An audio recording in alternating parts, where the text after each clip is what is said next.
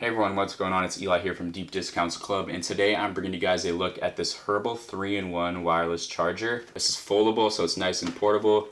You can wirelessly charge your phone, your AirPods, and your Apple Watch all on here.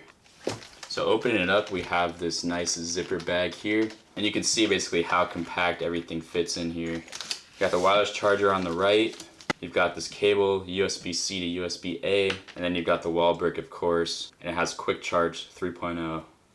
As we open this up, you can see it's got this snap-in, so it's very easy to make sure this is organized. And you can see it actually kind of tells you where to place each thing. So AirPods right there. Right here is your watch. It's even got a little groove in there to put your watch on there. And you can even flip it up if you like. So if you want your watch to be facing towards you, you can do that as well. And then here is the phone.